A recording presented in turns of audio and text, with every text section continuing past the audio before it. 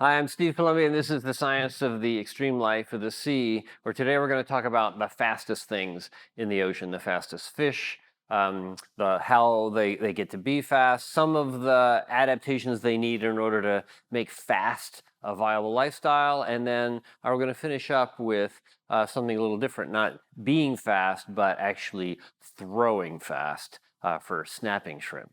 And we'll start with actually flying fish, who are sort of a cheat in two different ways. They're fast, but only fast out of the water, which is kind of a little bit of a cheat for this topic. But the second one is that they're flying fish. They are fish, but they're not flying. They actually don't have powered flight. These are gliding fish. The wings you see there, the extensions of the pectoral fins, are the gliding surfaces, but they don't beat to make the fish fly as in powered flight. Instead, they have to use their tail to get moving fast enough to actually get out of the water and glide along. So basics about different kinds of flying fish. They leap out of the water to get out of the water and into the air and start the glide. You can see these crests or these drawings. A lot of them have lower end of the tail a little bit longer than the upper end, and that means that's the part that they use to push ahead when they're just getting out of the water. They all have these long extended pectoral fins in order to be gliding. This is a very fast action frame of a flying fish just taking off. You can see the pectoral fins, raised up to catch the air. And this pattern is the tail beating to move the animal as fast as it needs to go. And you can figure out like how fast that tail needs to beat in order to get the animal moving. It has to be going at about 10 meters a second in order to actually get up and start to glide. And the speed that the animal gets to, the maximum speed, is a product of the stride length. It is every time it beats that tail, how much forward does it push the fish, times the body length, times the contraction time for the muscles. That is how fast it takes for them to actually contract and move the tail back and forth. That's a product of temperature, and flying fish are generally warm water fish found in the tropics and subtropics only. And all that has to come together for tail beats of about 50 to 60 beats a second in order to get the animal up and moving above the water. So that's how they do this. The other question is why? Why do they leap out of the water? And the reason are these fish. This is a mahi-mahi. Mahi-mahi have more flying fish in their stomachs than any other fish that we know of. They're some of the best predators of flying fish, but that's the reason why they leap out of the water, is to escape from predators. But there's two aspects of this that make for actually a pretty good story about the conflict between the prey and the predator, because this mahi-mahi can swim just about as fast as that flying fish can glide. But because the flying fish isn't powered flight, it's gliding, it's coming down the whole time. And so you can imagine the situation with the mahi coming along underneath it, swimming in just about that fast. The flying fish is coming down just about to get to the surface again, and that's where the conflict comes in. Well, the flying fish have one more trick. A lot of the flights that they do are just one kick. They are in the air and then they come back down, but they can actually come back down towards the surface, get that tail in the surface of the water, and then push along again. This graph just shows the number of leaps per flight. That is the number of times that the flying fish leaps out of the water. Most of the time it's one, but a lot of the time it's 2 and 3 and up to 5 and 6 and even more times. So the flying fish can basically, if there's still the predator, if the danger is still there, can come near the water again, kick itself back up again. But when that tail, that lower tail of the flying fish, hits the surface, that's when the predator can strike. And that's the challenge and the drama here, because if the predator strikes and doesn't get the flying fish, well, the predator is now stopped. It's not moving fast enough to catch up again. So the predator has one chance. The flying fish basically has multiple chances of getting its power going again. And often you'll see a flying fish, if you're in the in a boat in the tropics, you'll see it hit the water and run up and hit the water and fly up and see it move off towards the horizon. And maybe when it goes off towards the horizon, it gets there with a huge splash at some point. You never really know whether the predator got that flying fish or whether the flying fish escaped. Well, if you think about all of this, it's all dependent upon the fact that they can't flap those pectoral fins, those wings. And the reason is they just don't have the muscle mass. So this graph shows a little bit about that.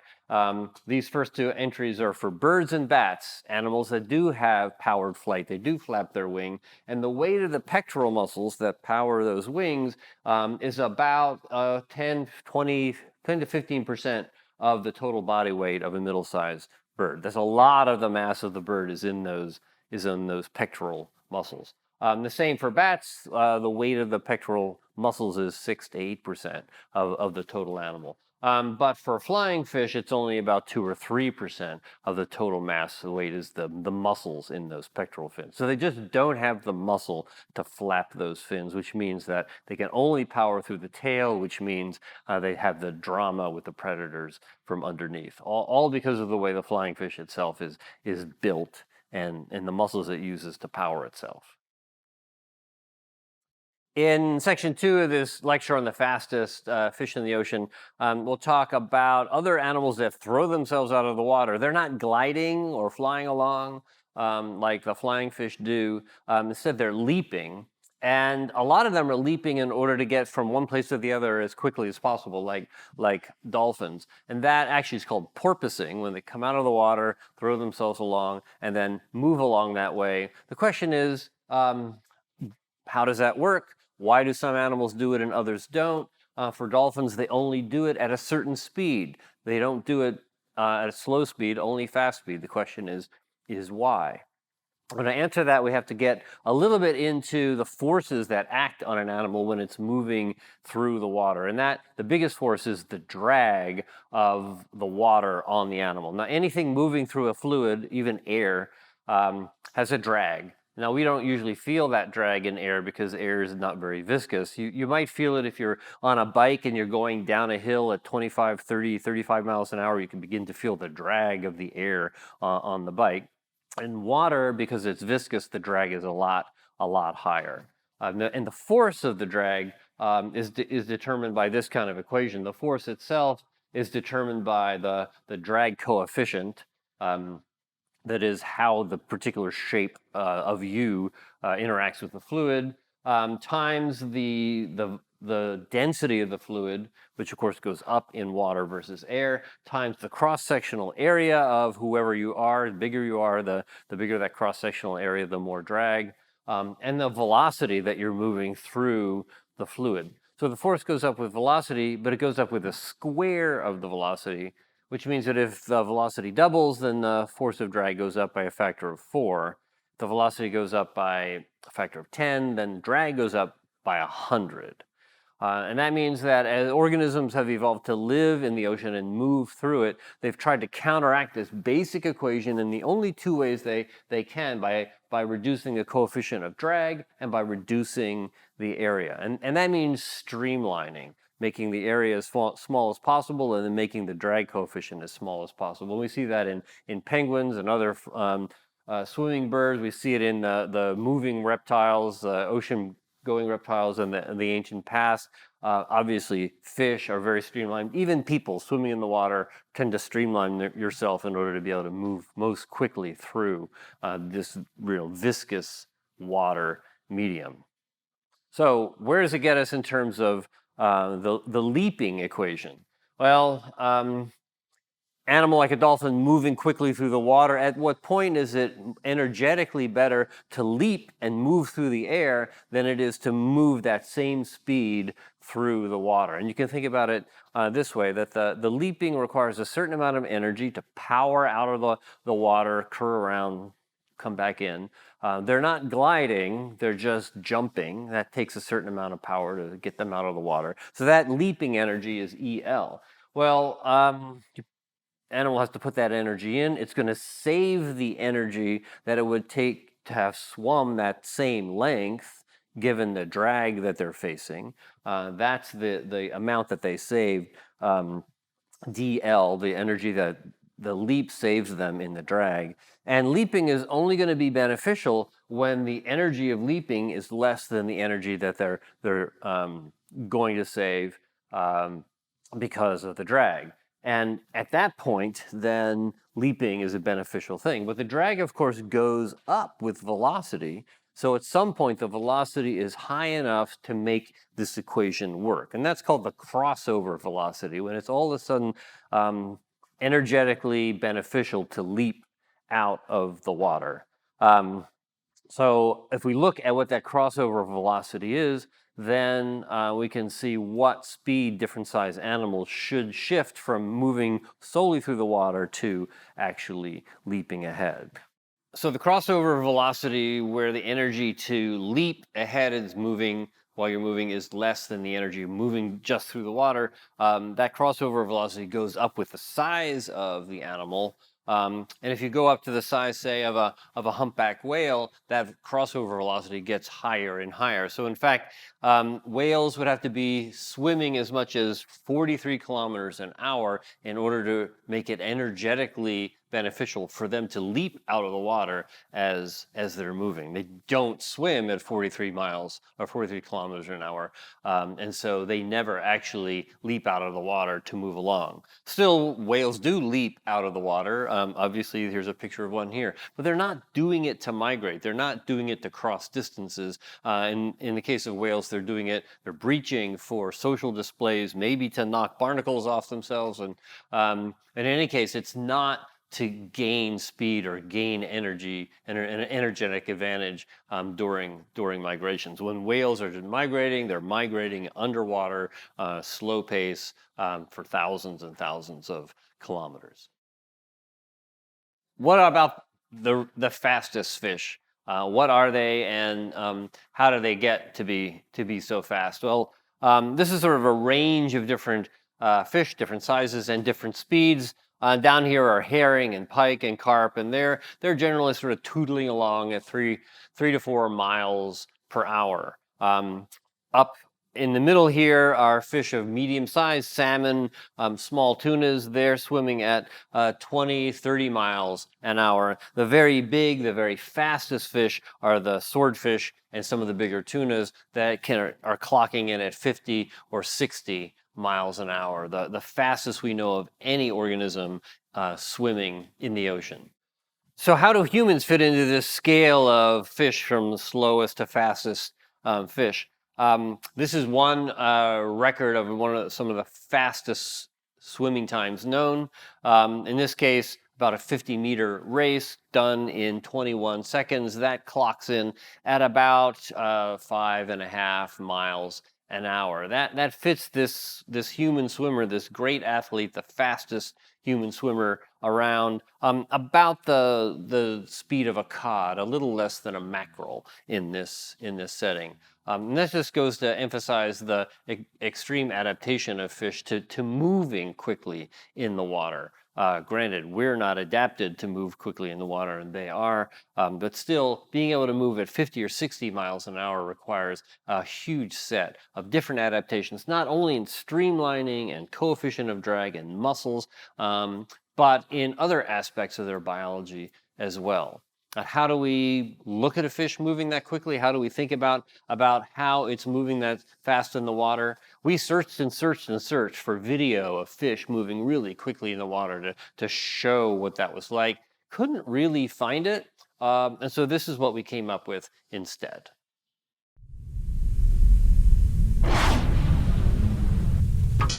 That is a marlin, one of the fastest fish in the ocean. Can we show you that fish swimming that fast? Not really, there's hardly any video of it anywhere.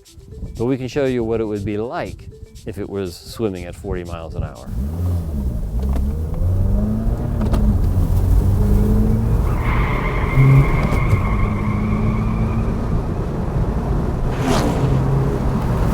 That's what we're going to do today.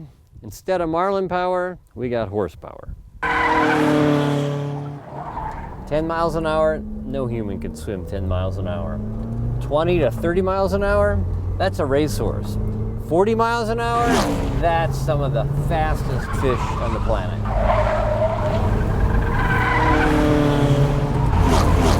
Next topic, fast food. How does a fish like this swimming 40 miles an hour eat on the run? Imagine going down the highway at 40 miles an hour and picking up a coffee cup off the side of the road. These fish pick up fish swimming through schools at that speed. And they have to be thinking fast. Their brains have to work fast. Their eyes have to work fast. Their eye muscles have to work. And in order for them to work that fast, they have evolved special heaters in their eye muscles and on the top of their brains in order to see fast enough to get fish at 40 miles an hour.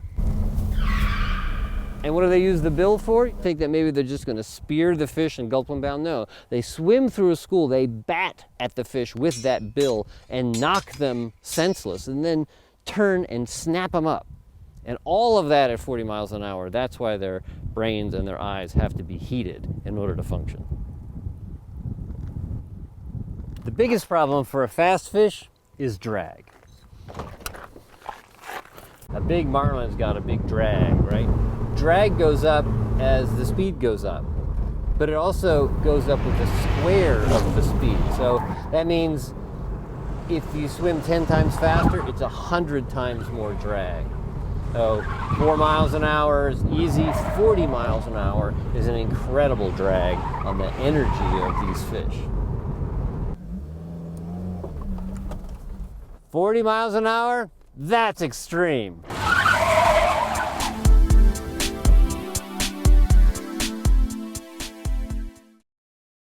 So what we were able to say in that short little film was that some of the adaptations of big fish moving quickly are surprising. In particular, the neurobiology of moving quickly was a surprising feature of large fish like the billfish.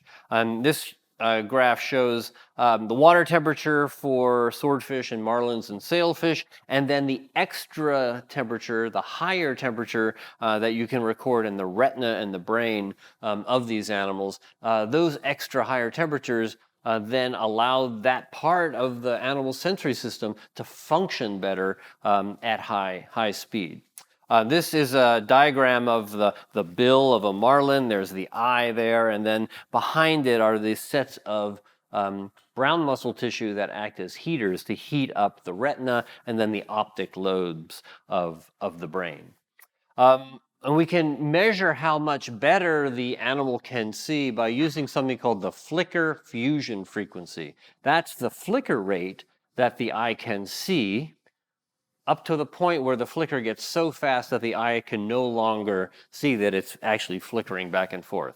And so at 1 hertz, in this particular graph, eye at 21 degrees can see the change in light levels, the flicker, quite well. As you speed that up, 2.5 hertz, you can still see it. 16 hertz, 25 hertz is beginning to blur out. And then at 40 hertz, you've reached that flicker fusion frequency where the eye can no longer keep up with the speed.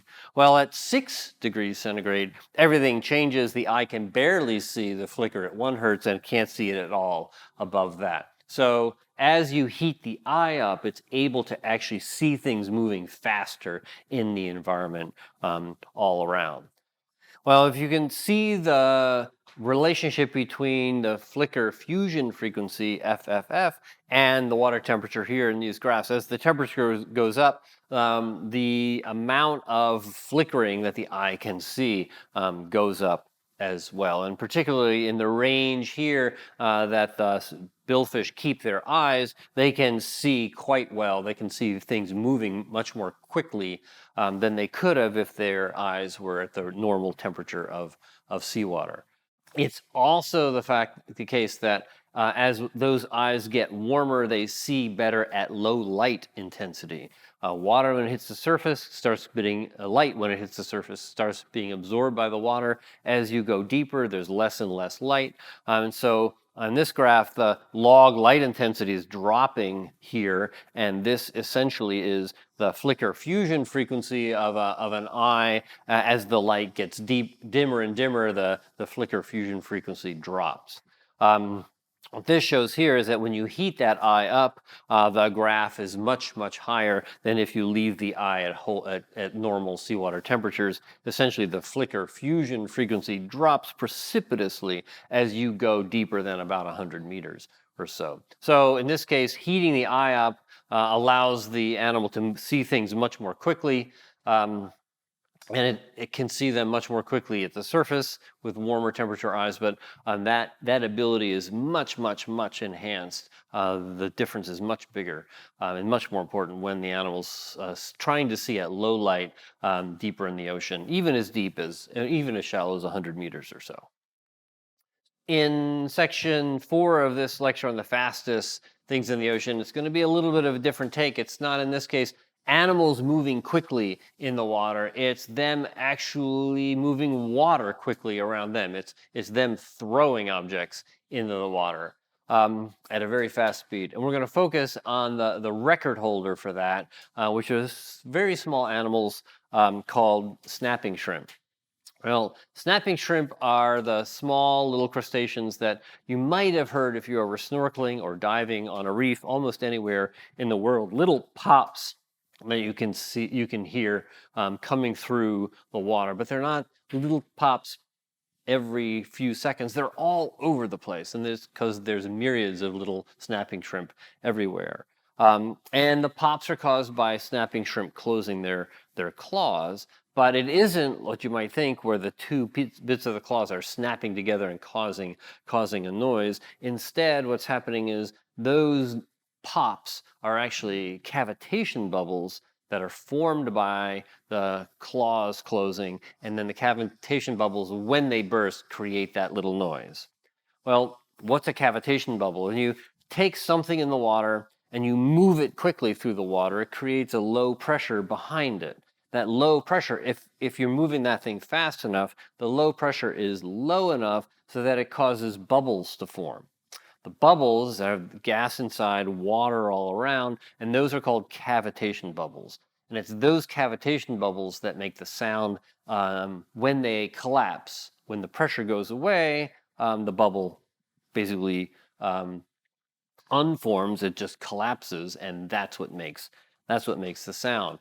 When a cavitation bubble collapses, it actually releases an enormous amount of heat. The energy that creates that heat is sort of stored in the bubble by the surface tension between the fluid and then the gas that's inside. And when the pressure is low, the bubble forms and the energy is stored in that surface tension. When the pressure comes back up, the bubble collapses, the energy is released as a huge burst of heat. Now, it's not much heat, but the temperatures are as high as the temperature of the surface of the sun, just for a tiny fraction of a second. And you can see that energy released in the black body radiation that it releases with that temperature. So people have been able to clock and measure the temperature release of cavitation bubbles when they burst that way.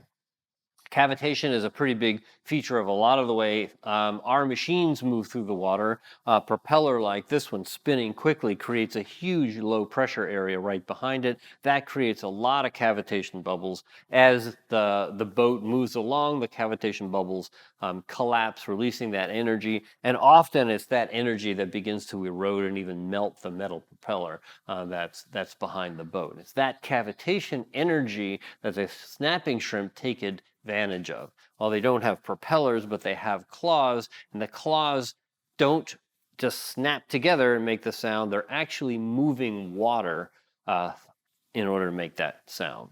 So this is how they work. Claws on a snapping shrimp. There's a part that stays rigid, and there's the part that moves. Well, what happens in the snapping shrimp is that this part of the claw is brought back up. It's brought back up against a strong spring. The muscles pull it up, and then that claw snaps in place. Well, on this part of the claw, the part that doesn't move, there's an opening.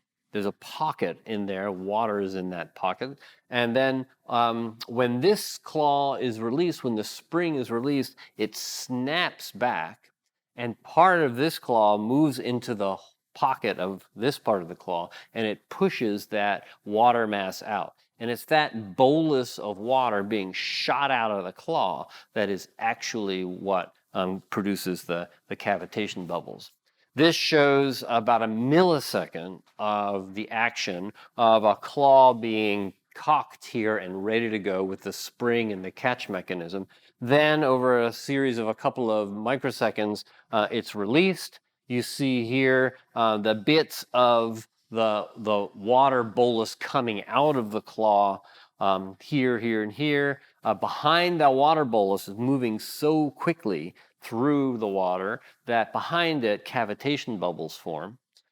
It doesn't get very far, it just gets a tiny fraction of a millimeter before the pressure drops and that cavitation bubble collapses. But it's that bubble then that causes the snap. It's the bubble that releases the energy. That energy release does two things for snapping shrimp. It's used for communication among individuals in adjacent territories, between mates, between competitors, but they also use it to startle and stun prey.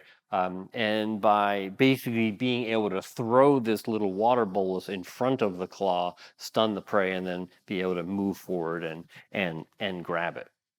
Well, the kinds of innovations that allow that to happen are shown here. The part of the claw that is the moving part is called the dactyl. And in early versions, sort of the earliest relatives of the snapping shrimp, what happens here is that the whole muscle that's in the claw pulls the dactyl up and then also is what causes the fast release. That's kind of a normal way that a claw would work. But in the more advanced snapping shrimp, the ones that produce the cavitation bubbles, they've made the dactyl here on this strong catch mechanism, and then the muscle is actually what it's doing is putting its energy into pulling the dactyl up, pulling the claw up. The energy put into closing the claw is actually put in by pulling the dactyl up and then locking it in place,